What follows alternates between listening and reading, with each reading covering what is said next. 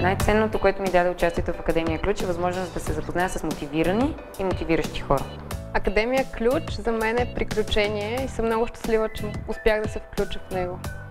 Моята кауза е хората да бъдат съпричастни и отворени към това да помагат на младите хора без опит да постигнат своите мечти. Моето послание към младите хора е да излизат от комфортната си зона. Когато са в гимназията, да не чакат някой да им издиктува текст, да започнат сами да пишат, да почнат да мислят, да станат активни. Когато са в гимназията и в университета и някой им даде теория, да не я взимат на готово, да я анализират, да задават въпроси и постоянно да се интересуват.